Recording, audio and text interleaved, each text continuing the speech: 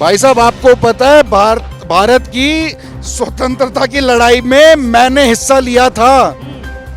मैं आपकी आंखों में देख के जितने आप यहाँ पे पॉपुलेशन बढ़ते रहिए, फ्री बांटते रहिए। देखिए, फ्री की आज के समय पर मेरे को ऐसा लगता है सरकार की तरफ से अगर कोई फ्री योजना होनी चाहिए वो उनकी होनी चाहिए जो जिनकी जरूरत है। करना चाहूंगा मैं एक अपील जनता से और करना चाहूंगा, आप अपने लोकल लेवल पर जितने आपके बड़े अस्पताल हैं, छोटे अस्पताल है, सरकारी वाले, एक आरटीआई लगाइए कि पिछले 5 साल में 30 साल से कम के उम्र के कितने लड़के मरे। आरसीएम न्यूज अभी हमारी मौजूदगी है करोल बाग में। अभी आप पीछे देख सकते हैं योगी जी यहां से सभा संबोधित करके गए हैं और यहां 5 फरवरी को लास्ट चुनाव होगा और 8 फरवरी को दिल्ली का राजा घोषित हो जाएगा।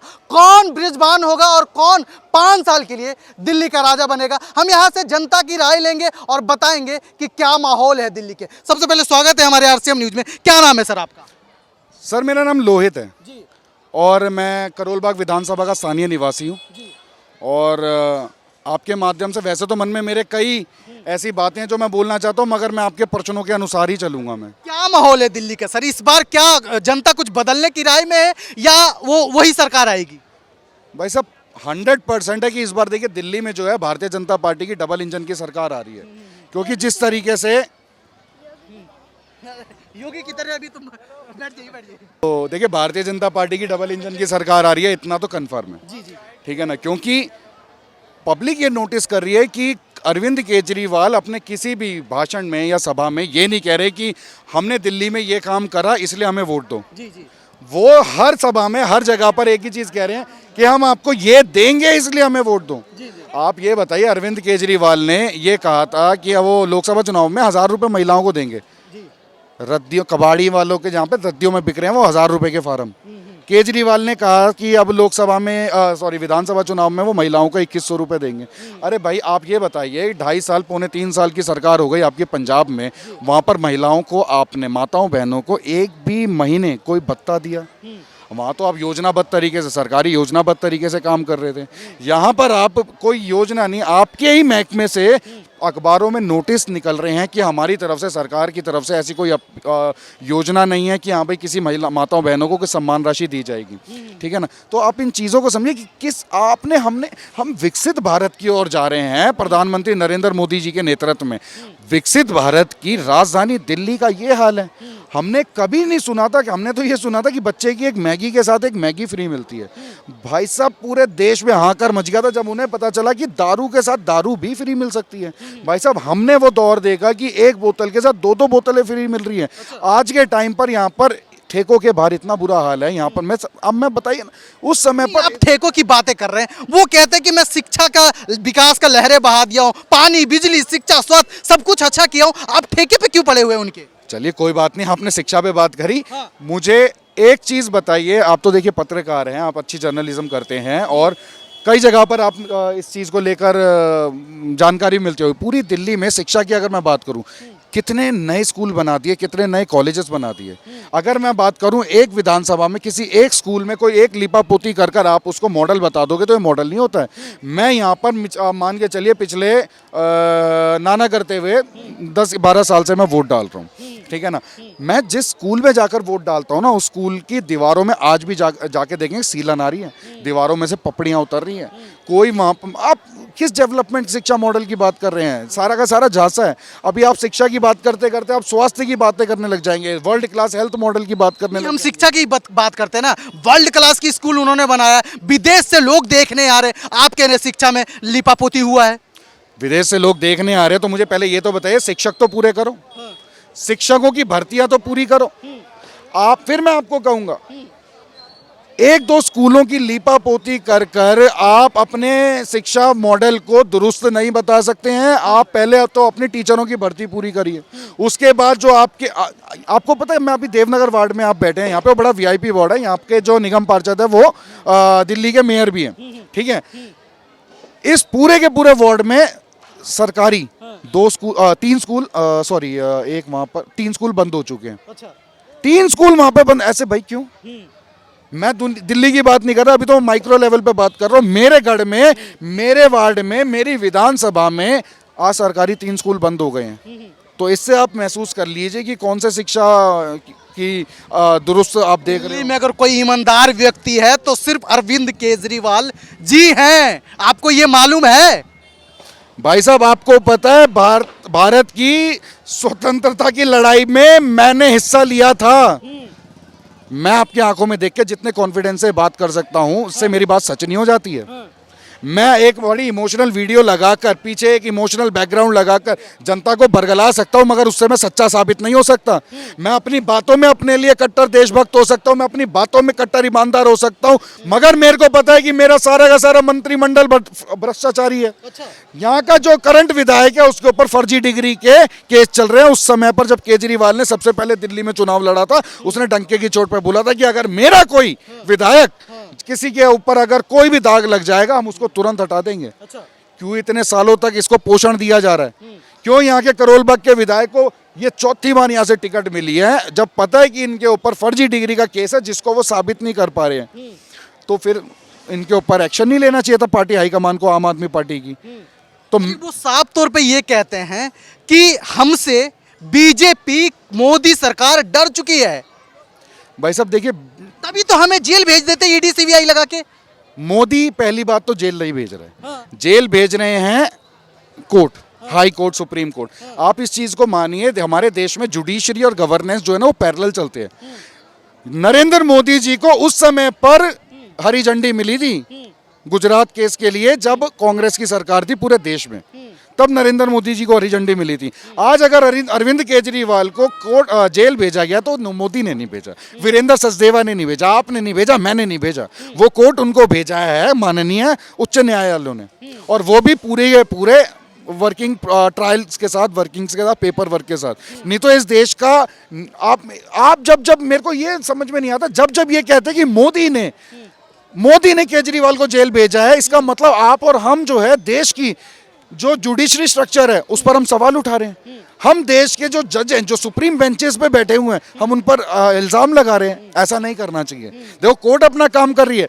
विपक्ष में अगर भारतीय जनता पार्टी के 8 विधायक दिल्ली में बैठे हैं तो विपक्ष की वो अपनी भूमिका निभा रहे हैं। जो भी आम आदमी पार्टी की दिल्ली में जो भी गलत काम है वो तो देखो विपक्ष उजागर करेगा और वो अपने स्ट्रक्चर्स के आगे रखेगा, इसमें कोई दो राय वाली बात नहीं है। उसके बाद चाहे सीबीआई हो, चाहे ईडी हो, चाहे कोर्ट हो, वो अपना अपना काम अच्छे से कर रहे हैं। इस वजह से केजरीवाल और उनके साथी जो है वो जेल जा रहे हैं। अच्छा, वो कहते हैं कि हम विकास करना चाहते हैं लेकिन हमें बीजेपी सरकार विकास करने ही नहीं देती है। एलजी बार बार हमें रोक लगा देती है।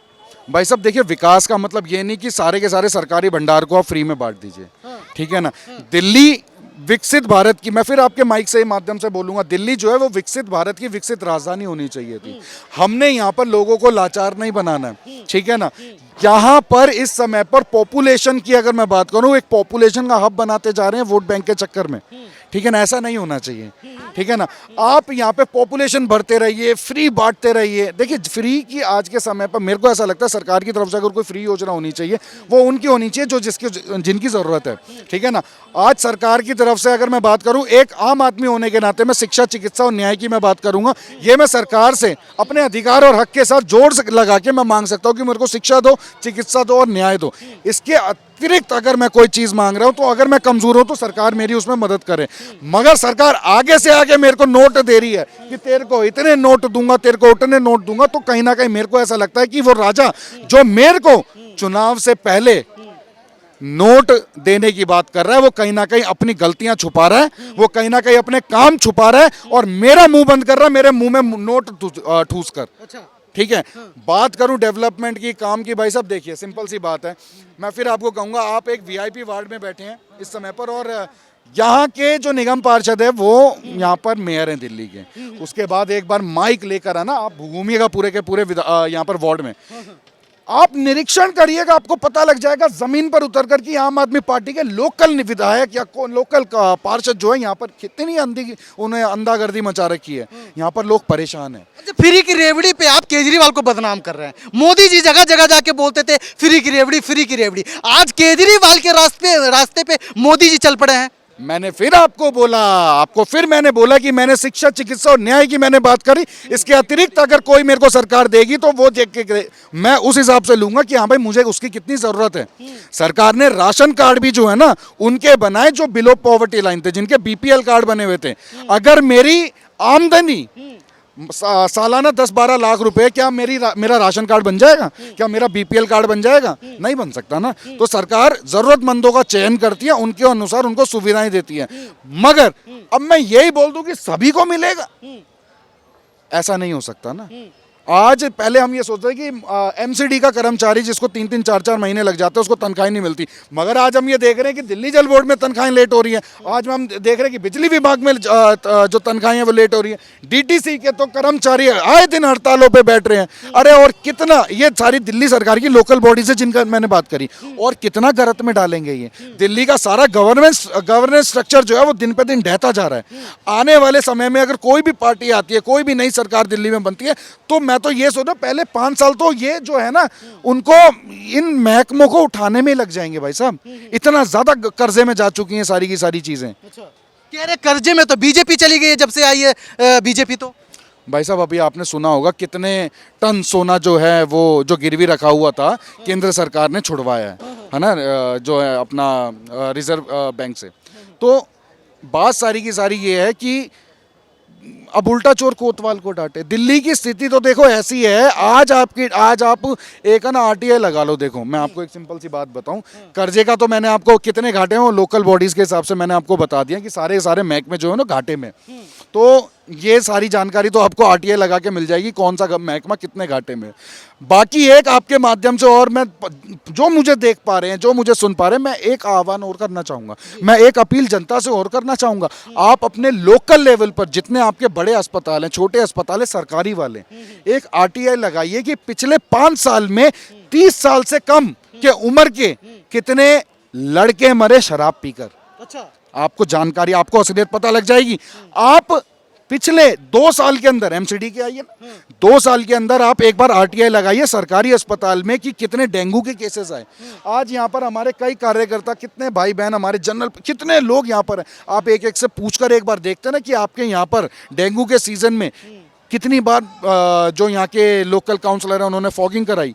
आप ये पूछे ना लोगों से कि इस बार बारिश के, मतलब आप सी लेवल से, दिल्ली जो है सी लेवल से 800-900 फीट ऊपर है, उसके बाद भी घुटनों तक पानी भर रहा है। हमने कभी दिल्ली में सोचा नहीं था कि बाढ़ भी आ सकती है, हमने सोचा नहीं था कि बच्चे करंट खा खा के मरेंगे, हमने कभी सोचा नहीं था कि लोग डूब डूब के मरेंगे, मगर हमने दिल्ली में ये स्थिति परिस्थितियां देखी। तो उसके पीछे कोई तो कारण होना का भाई साहब। नहीं तो सरकार देखो, शीला दीक्षित की सरकार थी उस समय पर, कम से कम उन्होंने जितने भी घोटाले करे, लूट खसोट करी, मगर उन्होंने इतनी तो व्यवस्था कर दी थी कि दिल्ली में 24 घंटे की बिजली आए। आज विकसित भारत की इस राजधानी में जगह जगह बिजली जा रही है। 24 घंटा की बिजली कह रहे हैं, हम दे रहे हैं। अरे भैया, आप कहने को, मैंने अभी क्या बोला, मैंने आजादी की जंग में लड़ाई लड़ी थी, मैं अपने मुंह से कुछ भी बोल सकता हूँ, बिना हड्डी की जुबान है, मेरे से अपनी जितना मर्जी महिमा मंडन करवा लीजिए, मैं कर लूंगा। मगर बात सारी की सारी है, धरातल पे उतर के हमें सच को तो जानना पड़ेगा। वो तो कह रहे बीजेपी भ्रष्ट पार्टी है। भाई साहब, जिस मेरी बात सुनिए ना, इतनी ज्यादा दिल्ली को गलत में भेजने के बाद भी दिल्ली के मुख्यमंत्री, दिल्ली के सारे आम आदमी पार्टी के नेता, मैं कह रहा हूँ गैंडे से चमड़ी होती है ना इतनी मोटी, उससे भी ज्यादा मोटी चमड़ी हो गई इन सारी नेताओं की। इनको फर्क नहीं पड़ेगा, इनको अपनी सिर्फ कुर्सी से मतलब है, इनको सिर्फ अपने सत्ता से मतलब है। दिल्ली का वो डेवलपमेंट मॉडल कहाँ गया, दिल्ली में वो लोकपाल बिल कहाँ गया, दिल्ली में वो ईमानदारी कहाँ गई। आज यहाँ पर रेडियो पटरियों से उगाइयाँ चल रही है। आप जिस विधायक की बात कर रहे हो, उनके भाई जो है यहाँ पर बिल्डिंगों से, लेंटरों के पैसे खा रहे हैं, बिल्डरों से पैसे खा रहे हैं, रेडी पटरियों से उगाइयाँ चल रही हैं, फिर भी उनका निश्चित नेतृत्व कोई अगर उन पर एक्शन नहीं ले रहा है तो ये चिंता वाली बात है। क्यों? क्योंकि फिर मैं बोलना चाहूंगा, इतनी गैंडे से मोटी चर्मी लेके बैठे हुए हैं नेता लोग, इनको नहीं समझ में आएगा, इनको नहीं फर्क पड़ रहा है। ये बस अपने सत्ता के लोभी हैं, भोगी हैं, ये अपनी कुर्सी कार्यकाल पूरा करेंगे और चले जाएंगे। वो कह रहे हैं ना कि बीजेपी हमसे डर गई है, तभी तो हम पे हमला करवा रहे हैं। भाई साहब, अभी यहाँ पर महाराज जी का जनसभा थी, आप यहाँ पर कवरेज भी कर रहे होंगे, और आपने देखा होगा जितनी भी जनता थी ना, खिला पिलाकर बुलाई हुई जनता नहीं थी ये यहाँ पर ये भारतीय जनता पार्टी के लिए आई हुई थी, यहाँ पर ये महाराज जी के लिए आई हुई थी, यहाँ पर ये उनका जलवा देखने आई हुई थी। और महाराज जी ने जब ये बोला ना कि आप समझिए, कि दिल्ली का व्यक्ति जो है वो पलायन करके नोएडा और ग्रेटर नोएडा में जाकर पलायन कर रहा है, तो पीड़ा हुई थी मुझे। ऐसा क्यों कर रहा हूँ, ये ऐसा क्यों कर रहा है दिल्ली का जो नागरिक है। भाई एक बात बताइए, आज दिल्ली में हमें कहीं पे टूरिस्ट देखने को नहीं मिलते हैं। क्यों भाई? हवा खराब हो गई, पानी खराब हो गई, व्यवस्थाएं खराब हो गई, सड़क खराब हो गई, सब कुछ खराब हो गई। कहाँ गया वो दिल्ली का टूरिस्ट सारा का सारा? तो अब ये कुछ इंडिकेशंस होते हैं जो ये प्राकृतिक होती है, जो हमारे को ऑब्जर्वेशन में लेना चाहिए। हमें नेता आएंगे जाएंगे आते रहेंगे, राजनीति होती रहेगी, मगर ये जो हमारे आसपास चीज़ें हो रही है ना, इनको भी हमने ऑब्जर्वेशन में लेना है। जैसे कि मैंने आपको बोला, कहाँ गया दिल्ली में सारा का सारा टूरिस्ट? मैंने एक आपको बोला कि लगाओ ना आरटीआई की 5 साल, पिछले 5 साल में 30 साल से नीचे कितने लड़के हमारे शराब पी के। ये कुछ नेचुरल इंडिकेशंस होते हैं जो हमें ऑब्जर्वेशन में रखना पड़ेगा। आपकी बातें कर रहे हैं, वो अर्थव्यवस्था ठीक कर रहे हैं शराब एक पे एक फ्री देके। भाई साहब, जान से बढ़कर है अर्थव्यवस्था। जहाँ पर लोग होंगे वहीं तो देश बसेगा, वहीं तो शहर बसेगा। और आपका ये सवाल मेरे को सीरियसली बड़ा चिंता में डालता है ये, क्योंकि देखिए, हम किसी भी ऐसी चीज को प्रेरित नहीं कर सकते समाज में। आप अर्थव्यवस्था का हवाला देके शराब जैसे नशीले पदार्थों को वो समाज में प्रेरित नहीं कर सकते। हमारे समाज में जहाँ पर हमें युवाओं पर ध्यान देना है, क्योंकि जहाँ हमें यहाँ पर बाल पोषण पर, बाल विकास पर हमें ध्यान देना है, यहाँ पर हमें जहाँ पर समाज में महिलाओं का ध्यान रखना है, हम शराब को प्रेरणा नहीं दे सकते। वो कहते हैं कि आखिर बीजेपी ने किया ही क्या है हिंदू मुस्लिम के अलावा, जातिवाद के अलावा? भाई साहब देखिए, मैंने अभी आपको बोला, अभी महाराज जी आए और देखो, एक अगर प्रदेश का मुख्यमंत्री अगर आपको आके कुछ बोलता है तो ये नहीं है कि वो हवा में बात कर रहे हैं। अच्छा। उन्होंने अपने गाजियाबाद को बताया, अपने महानगर जो उनके बने हुए, उन्होंने नोएडा का हवाला दिया, उन्होंने ग्रेटर नोएडा का हवाला दिया। मैं कह रहा हूँ, दिल्ली यहाँ से 12-15 किलोमीटर के बाद नोएडा लग जाते हैं। मैं खुद वहाँ पर जाता था जॉब करने के लिए, तो मैं खुद फ़र्क देखता था। दिल्ली के फ्लाईओवर और नोएडा के हाईवेज़ में मैं फ़र्क देख रहा हूँ ना भाई साहब। मैंने वहाँ की ग्रीनरी और यहाँ का प्रदूषण मैंने महसूस करा है। आप अब देखो, सूरत तो बहुत ही दूर हो जाता है, मगर जितने भी लोग मुझे सुन पा रहे हैं, आज सूरत का मॉडल देखिए, गुजरात मॉडल है वो देखिए ना। आज आप ये यूपी का मॉडल देखिए ना। आप जहाँ पर यूपी में, मैं ये लगा लीजिए, एक समय पर ऐसे गया था जहाँ पर मैं ऐसे गांव में गया था, बिजली के नाम पर वहाँ पे बल्ब जल रहा था, मगर यूपी के गांव तक, देहात तक शौचालय का पहुँचाने का काम करा तो हमारे आदरणीय श्री नरेंद्र मोदी जी, प्रधानमंत्री जी ने करा। तो इससे बड़ा विकास क्या होगा? एक ऐसा व्यक्ति जिसने अपने स्टेट में एक मॉडल सेट करा, वो यहाँ पर आश्वासन देके जा रहा है दिल्ली में। वो ये बोल रहे हैं कि गड्ढों में सड़क है या सड़क में गड्ढे हैं। मुझे उनको आने में 1 घंटा देरी हो गई, सिर्फ सड़कें इतनी ज़्यादा खराब थी, दुरुस्त नहीं है सड़कें। तो इतने बड़े प्रदेश के अगर मुख्यमंत्री यहाँ पर आके अपनी बात कह रहे हैं तो वो हल्की बात नहीं है। और पब्लिक ही यहाँ पर उनकी बात सुनी भी, समर्थन भी करा। और आज पब्लिक का, आज ये जो हमारे क्षेत्र की जनता है, इनका स्वभाव देखकर इतना तो कंफर्म हो गया कि अब जनता बदलाव चाह रही है।